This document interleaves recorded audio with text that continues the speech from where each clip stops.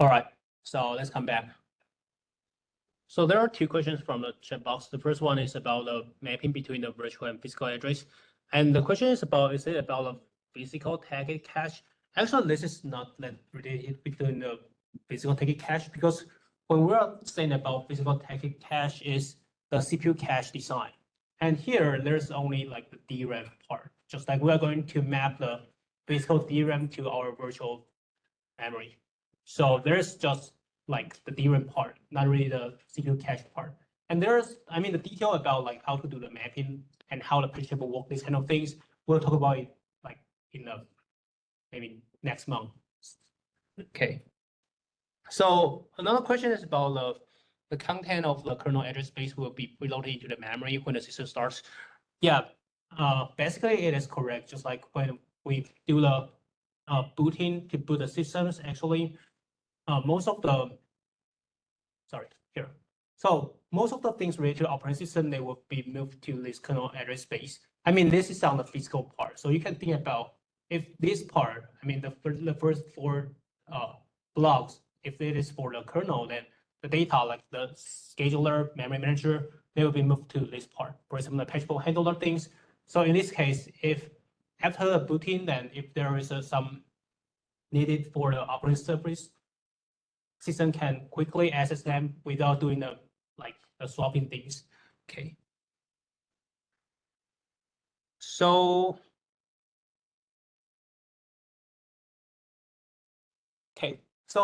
because this is kind of operating system for the graduate course, so let me add some kind of things about the advanced topic here. So let's move to the I/O part. So I/O device from 2011 to 2017, because it is the kind of trend of big data. So you can look at this figure, like there are the throughput becomes larger and larger by year. So like there is originally there was only SATA SSD, and then there are PCIe, there are NVMe, those kind of SSD, so they can provide higher throughput, right? So 2016 is a time for the cloud computing to start to become so famous. So when we talk about cloud computing, and then there are some people talking about, hey, there is a vector database. Sorry, there is things about the NoSQL database, including those kind of vector or key value database things. So when we talk about NoSQL database, it is because when there are a lot of data, when it is in a big data, it is hard to structure the data, right? So if there's not too much of data, we can make it as a SQL table. We can get it a lot of structure. But if there are tons of trillion of data there, it is hard to classify the data. So there comes NoSQL database. So for example, there's a key value database. And when you are going to use a login systems, when you are going to log in, you need to type your username and a password, right? But how system knows like the password match the username? So usually we need key value database, because the username and the password will be concatenated together, and we'll do the hashing. We can get a hash number, and we can know if this hash number is in the system or not.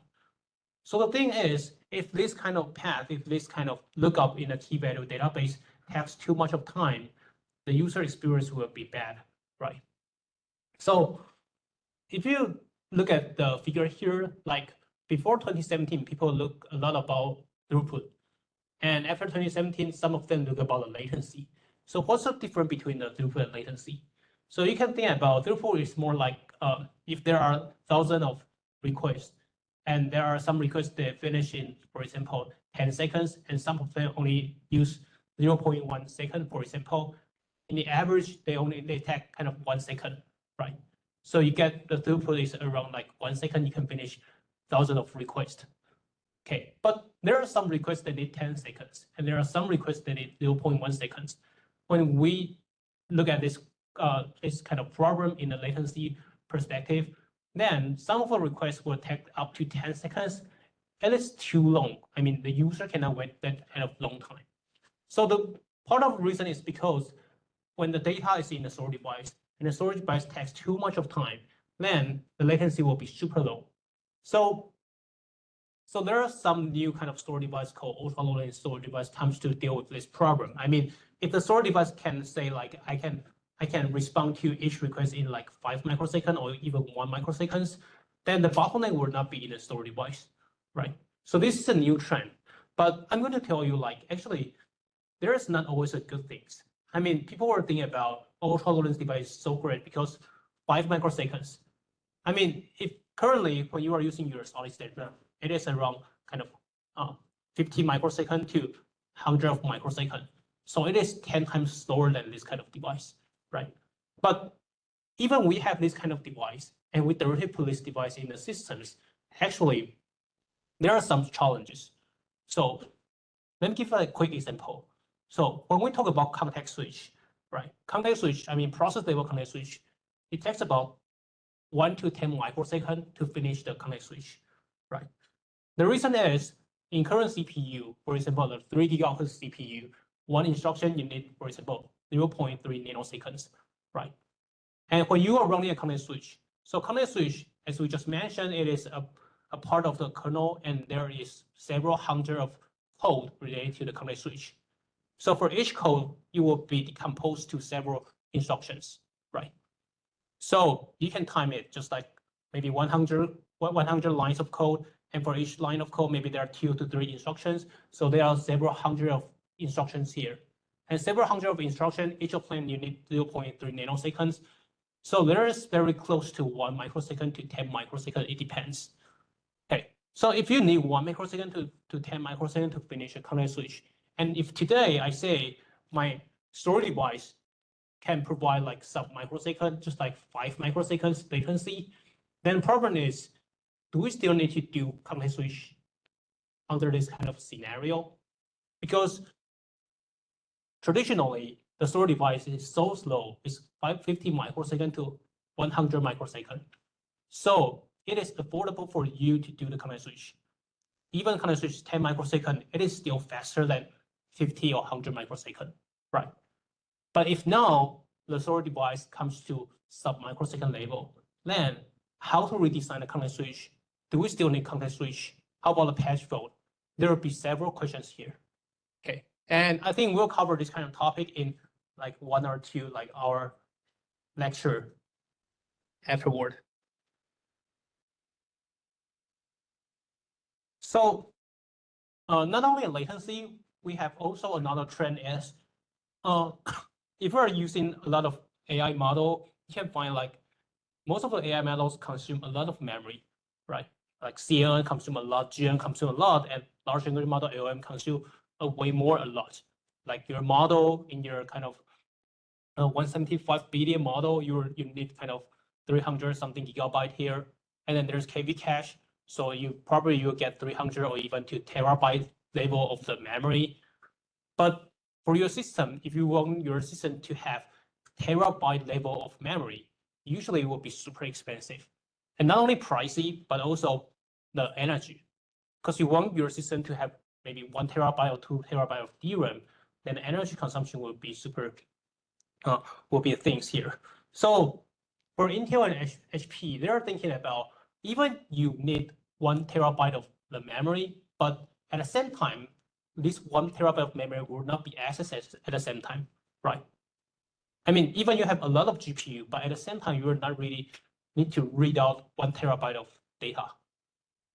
Okay, so that means most of the things, actually, if you have a good cache design, most of the things you can get it smoothly. So this is the core concept of this kind of storage class memory. Just like, why not just let's do some hybrid design? We hybrid the DRAM and SSD together. I mean, SSD is quite cheap and it can provide a larger memory space. For example, for using SSD now, currently, most of your notebook or like most of your PC, you have terabyte level of the SSD. But for DRAM, you only have several gigabyte.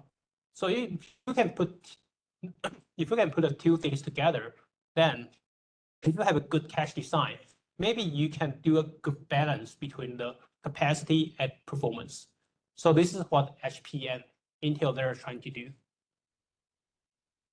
And then when we talk about those kind of things, we have latency, we have capacity, and then that thing is the data bus.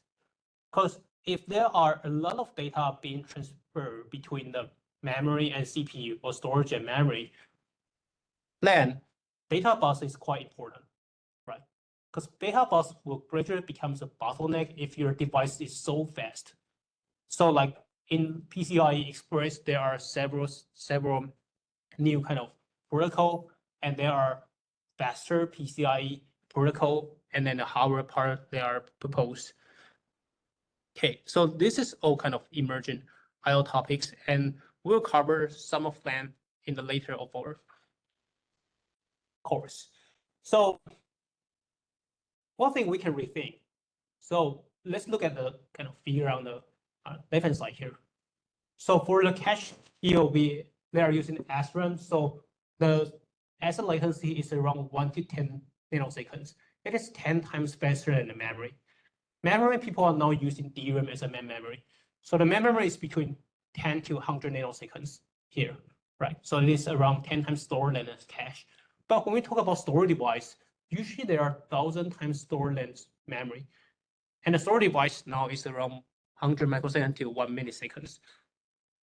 So due to this memory hierarchy, there are a lot of optimization. There are context switch, and there are a better scheduling, and we have this kind of IO design to deal with this kind of slow IO. Okay, but if there is new device, they try to blur the boundary between memory and storage device, like this. If there's another layer and then asset latency is between 100 nanosecond to 10 microsecond, there are some new kind of non-volatile memory technology. There are some ultra low latency device, and there is a new layer here. I mean, they are still, you can think about they're still more like a storage device, not really a memory, because the latency is still slower than the memory device. Then in this way, what will the operating system be impacted? For example, most of the operating system management is here.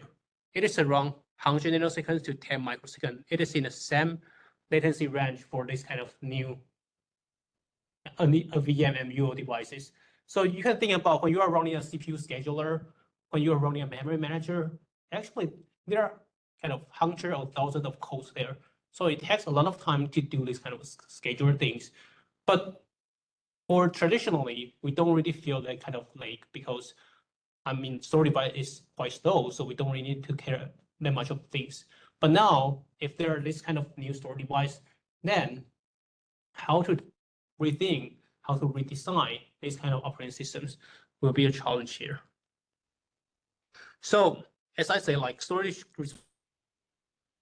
switch overhead, and then the overhead of running a file system becomes critical. So when we talk about file system, there is a concept is storage device is slow, but there are still some room for memory, so we can do some things like patch cache, right? So when you are reading a file, and if the file is maybe 5 megabytes, after reading a file, if there is another users, they're going to read the same files. At this time, actually the data maybe is already in the DRAM. Why not just directly read from DRAM, right? If you are going to get the data from the storage device again, then you need to wait for a super long time. So in most operating system design, we will use the DRAM to make the patch cache. So most of things can be cached in the patch cache.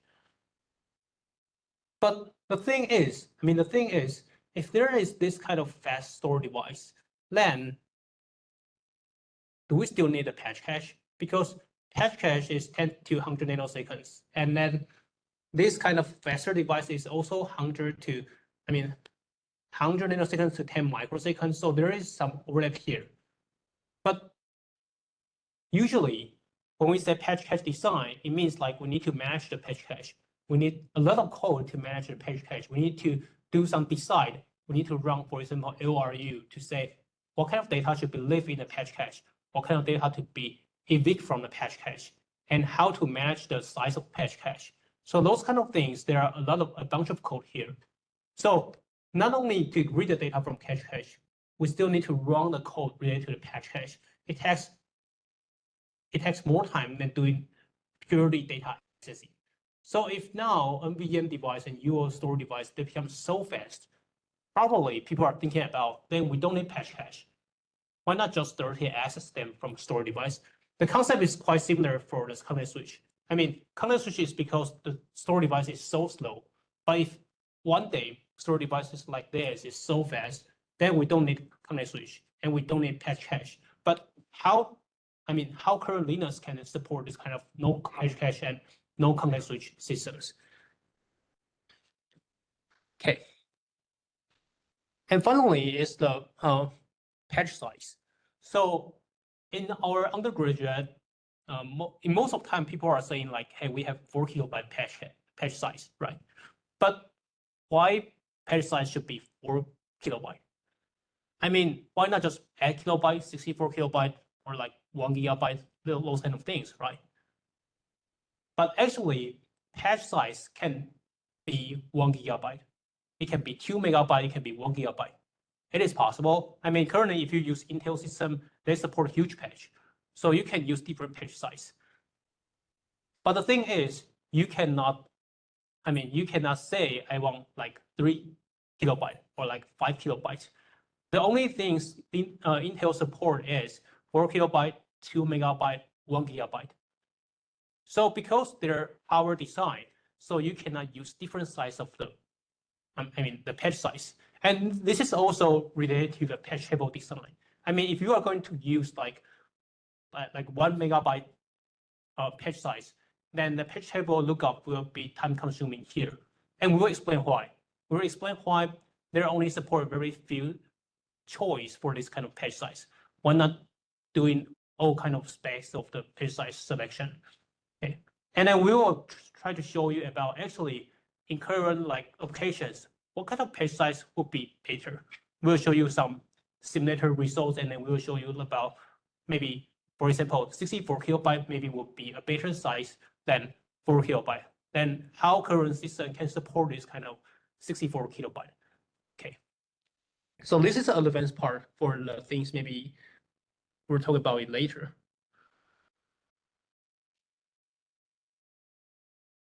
Okay.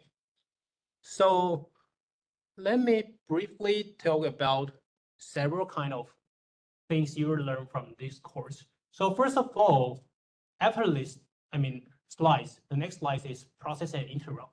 So process and interrupt, we will learn several things, just like what is a process and what is a process descriptor, and how about the process state diagram, what does it look like? And then when it comes to multi-programming and multitasking things, how does it run, and how context switch runs like?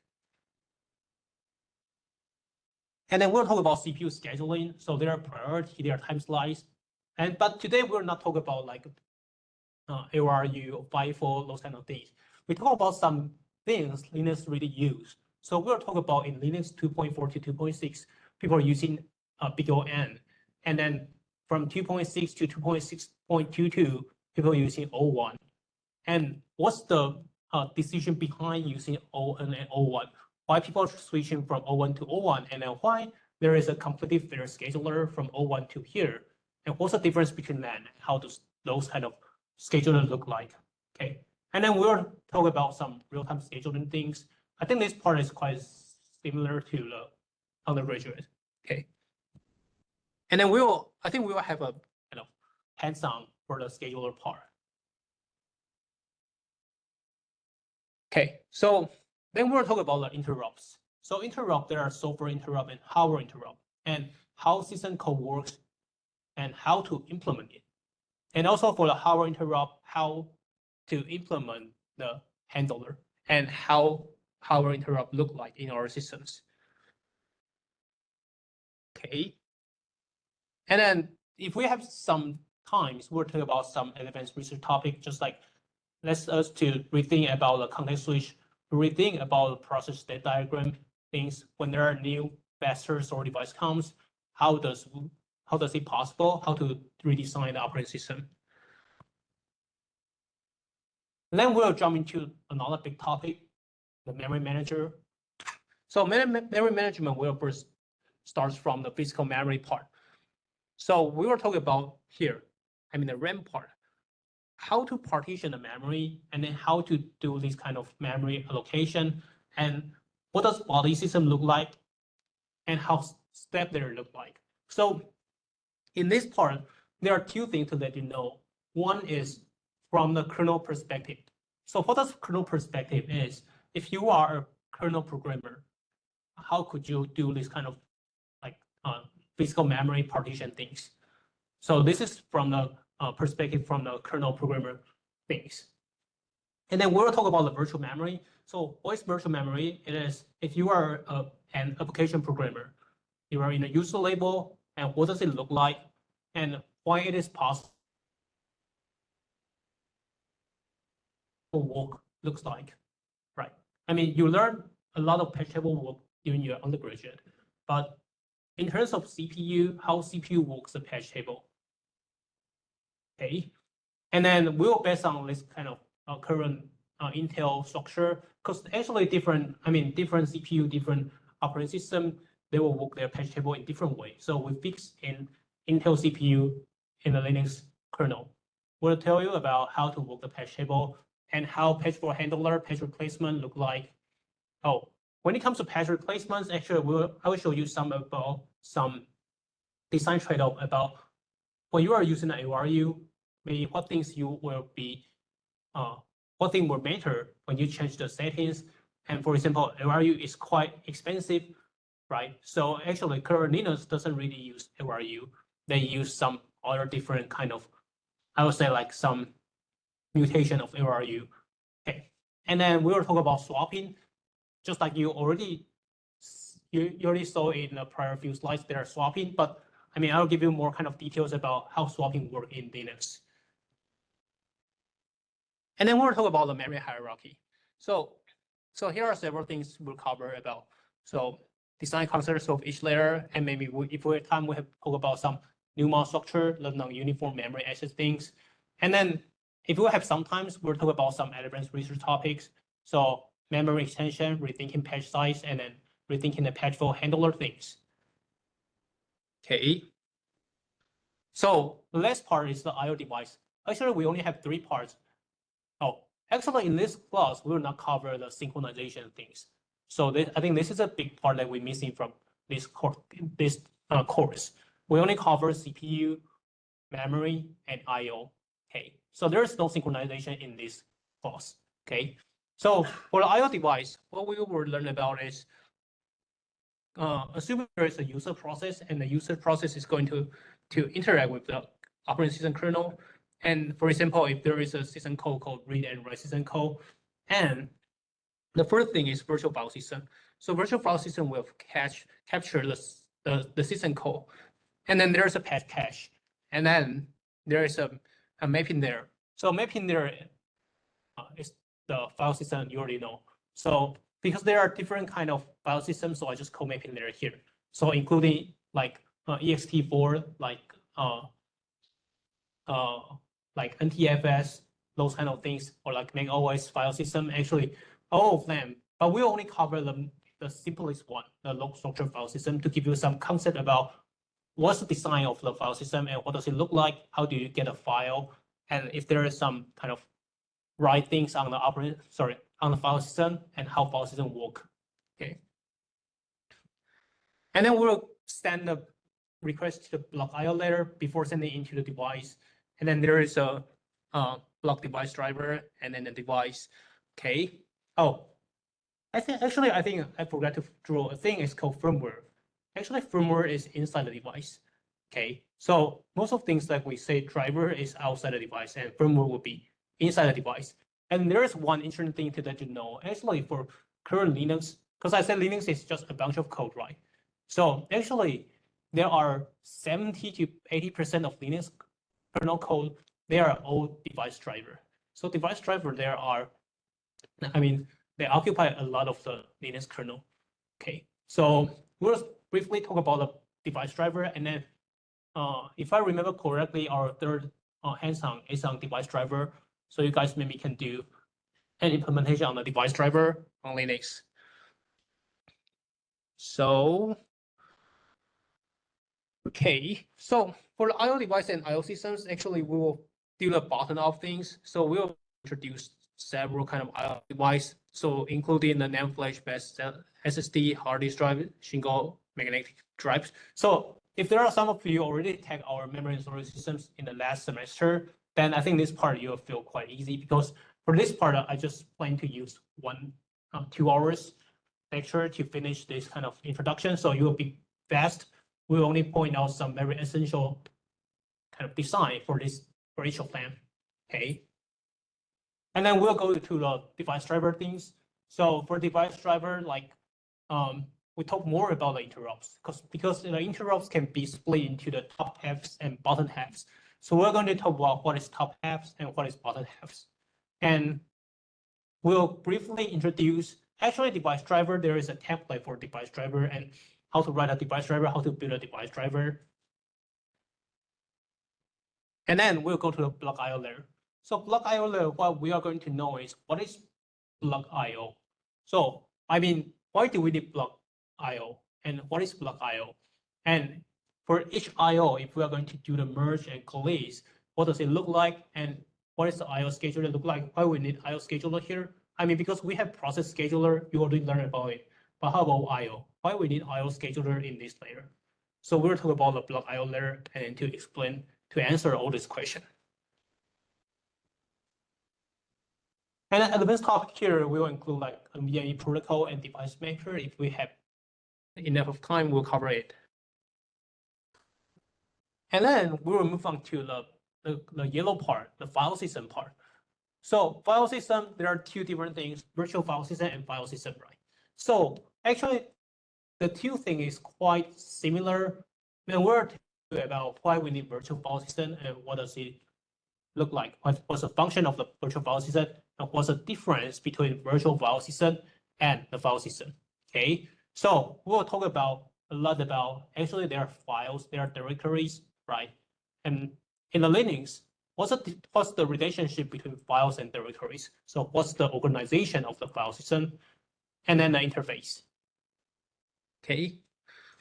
So after introducing about the file system, we'll talk about the patch cache. So in the patch cache, one of the important thing is if one day the patch cache is full, we need to kick out some data from patch cache. It calls cache eviction. Then how to do the cache eviction? So patch cache, I mean, the design of patch cache is a little bit similar to the things you learn in the CPU caching. There is also a thing called cache eviction, right? But when you're learning about CPU caching, CPU is a hardware. So it should do the caching, I mean, the eviction super fast, right? Because it is a hardware, it cannot do too much of the things there. So CPU caching usually support FIFO and then what kind of files update?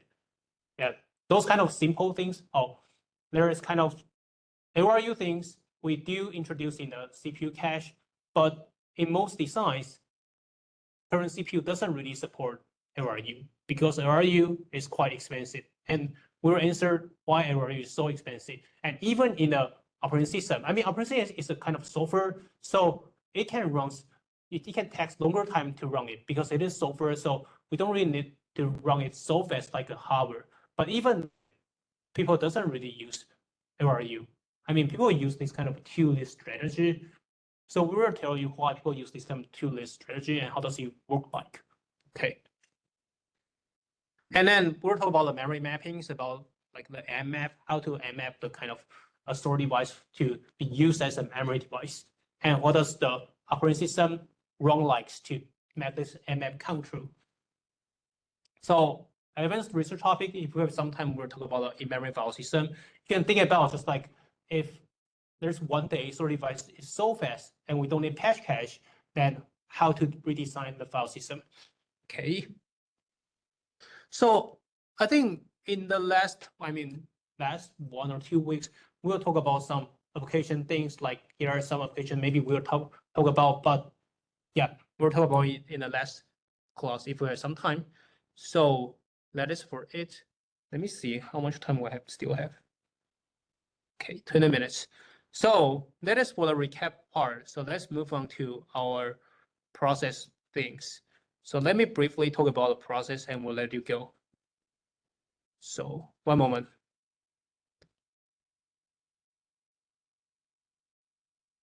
Okay.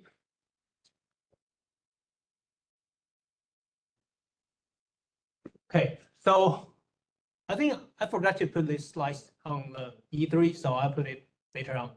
So process and interrupts. So first of all, I mean, what is a process? So maybe you can use 10 seconds to think about if like people are using about what is a process and how to answer this question. So here's a quick answer, just like what process is an active program and their related resource. So it is quite important because program is just like the C program, the C++ program, those kind of things. And what about active is if you run this program on a CPU, then it becomes active, right?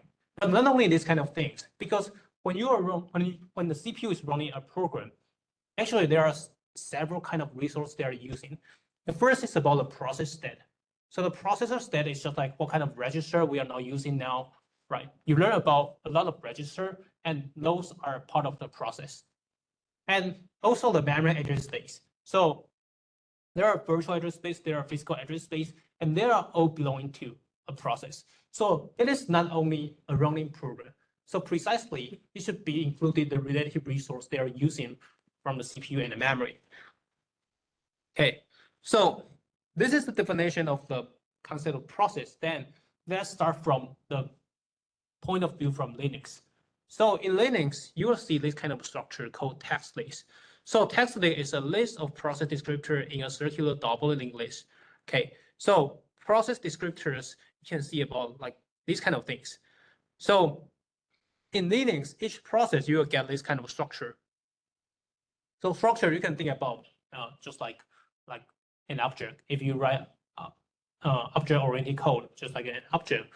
So for the structure, like the text structure, this structure you can think about it is used to describe a process. So in the details you can find there are several things. The first one is stat.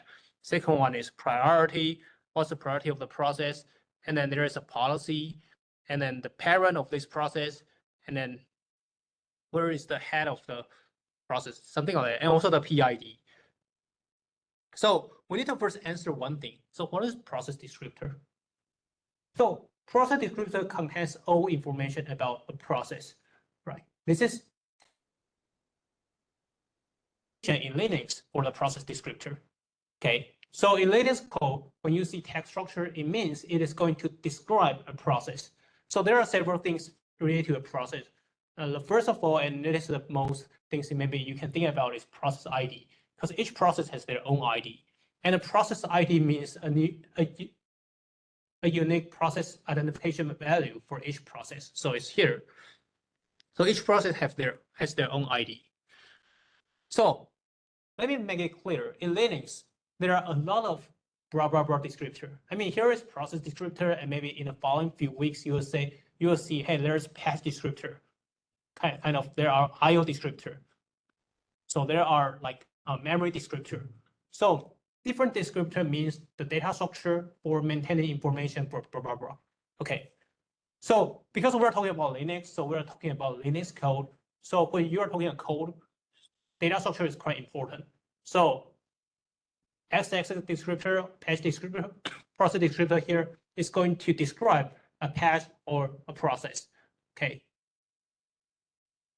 So when you are in your undergraduate operating system, maybe there is a word called process control block, PCB, right? Actually, PCB is a general name, and in Linux, because Linux is an implementation for the operating system, so in Linux it calls the process descriptor. Okay, so they are the same things, but process control block is it's a concept, and process descriptor is an implementation. Okay. All right, so the next one is how kernel access a process descriptor, right? So kernel is so huge, but how do we find which process things? So there's a thing called a thread-info. So it's stored in the bottom of the kernel stack. Okay, so actually for each process, there is a kernel stack. So usually kernel stack will have like 8 kilobyte or maybe 12 kilobyte, but it will be fixed. I mean, for each Linux kernel, they will fix for each process, you can get 8 kilobytes or 12 kilobytes. So the kernel stack, you can think about, they will put some very important information in this area. Just like, what is the core things that this process needs? And they will be put into the kernel stack. Okay, so usually we don't need to put too much of things. So the size of kernel stack will be 2 to 3 pages. There's only kind of add to 12 kilobyte. So sorry. So this is a kernel process kernel stack like this. And then just like user stack. So when you are using user stack, actually when you are running a function, those kind of things, you will put the data on a user stack, right? So the same thing is when you are running a kernel process, and the kernel process, for example, is a like system call handler, or like it is a process scheduler, because when they are writing a program, there should be some function. So they will also need to put those kind of related things in this kernel stack. Okay, so at the bottom of this kind of kernel stack, there's the things called like the current thread info. So after dereference the text member of thread info, you can get a pointer of the text structure. So by this, you can go to this text links. So from one process, you can also access all of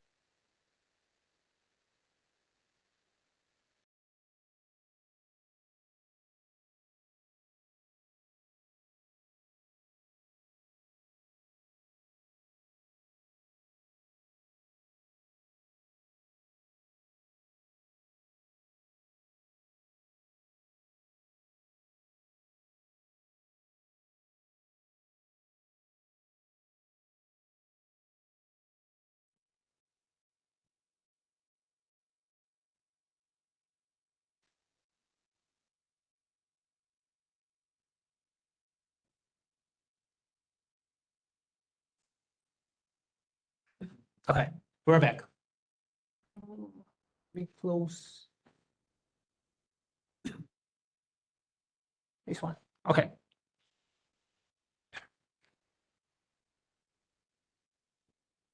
Okay, so actually, because this is a, sorry. Okay, so because this is a kind of data structure related, so there are some way for you to link back to the kernel stack.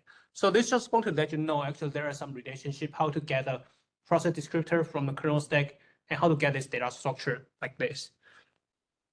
Okay, so next on, let's talk about another interesting field called stat. So for process stat, it means the process descriptor to describe the current condition of the process. So usually in Linux, we have 5 stats below. The first one is the running stat. So running stat, it means about the process is runnable. So either running or on a run queue. Okay. So the only state of the process executing in user space is this runnable state. Okay. So you can think about if the process is running or is on the running queue, then the state will be set at task stacks running. So there are 2 other stats called task interruptible and uninterruptible. So interruptible is when the process is sleeping, then waiting for some condition. In this case, if this is in a task interruptible state, then the task can be interrupted, so it can be wake up. Okay. So on the other hand, there is an uninterruptible state. It means like it is sleeping and doesn't wake up, even receives any signal. Okay. So in the uninterruptible state, if there is an interrupt, no matter what kind of interrupt, hardware or software, the process will not be wake up. Okay. So the thing is, but how to access? I mean, if in this case, then this process will sleep in, I mean, forever, right? So we need one way to wake up this process. Then it is kernel thread. So there are some kernel thread will manage it periodically to wake it up. So we will see this example maybe next week, because we will introduce the how to fork a process, how to copy a process.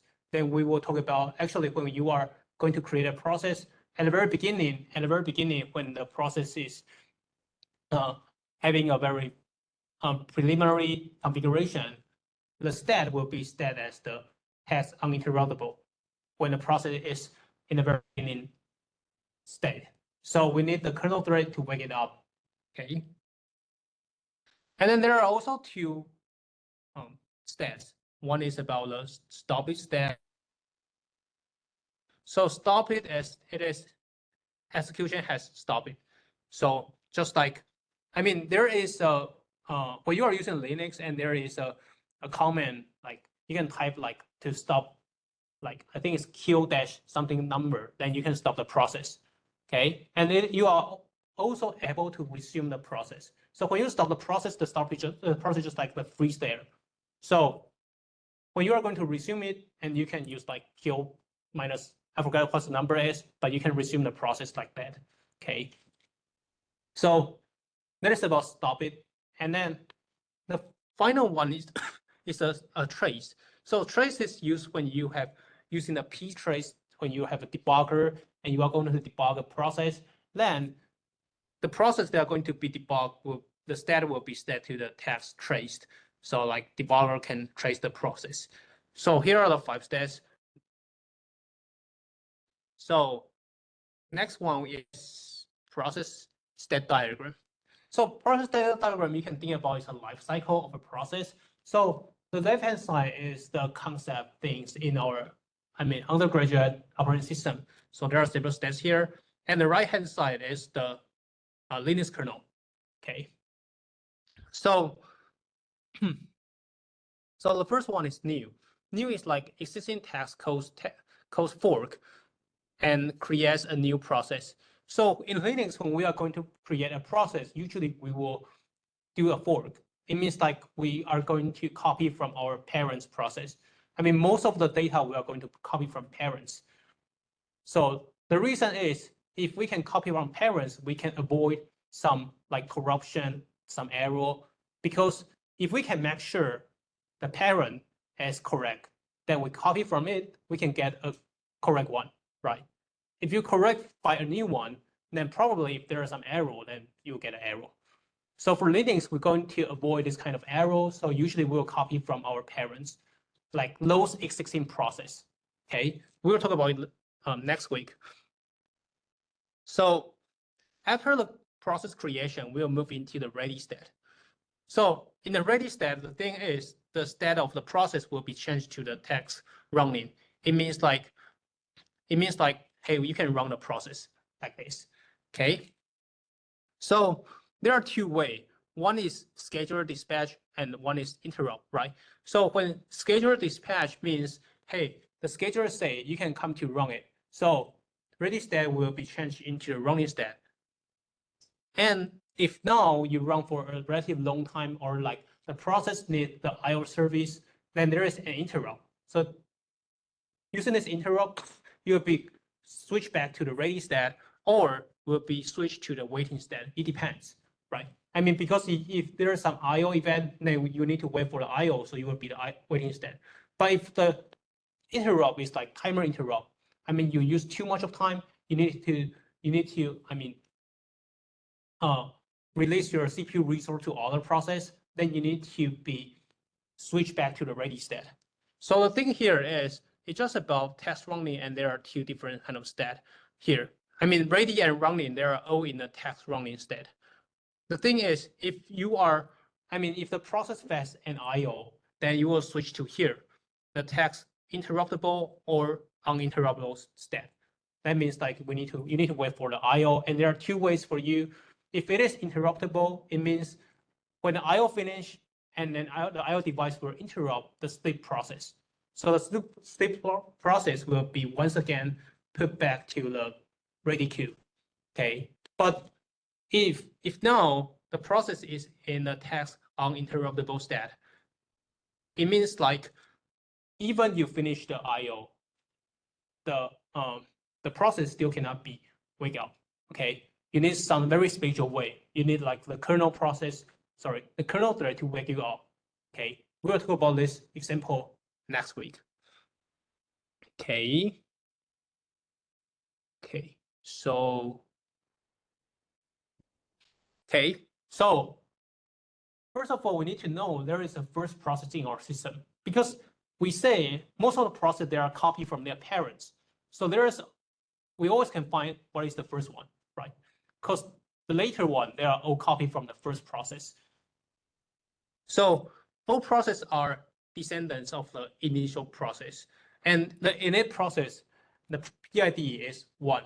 Okay, so here, For example, if this is a first process and the text structure is for the init process, and the ID here will be 1, and the rest of them, they are all the descendants from the first process. Okay, they are all copy from the first process or a copy from the one after the first process. Okay. So how to access one's parent or children? So actually, we have this text list. So use a parent or the children pointer point by the process descriptor. So there is a parent and then there is a children. You can point to other process. So you can know other process, what is the step there. Okay. So the same thing, like if you are going to access all the process, there's another thing is you can also traverse through all the task links. So like if you are going to access the third or like the fifth process from the initial process, it is also possible. Like for the task links, I mean, all the process, if it jumps into the kernel space, they can see these task links. So for each process, they can access other process in the kernel space. Okay. But if you are in the user space, you cannot see these kind of things because those kind of data structures, they are all in the kernel space. They're all related to the operating system.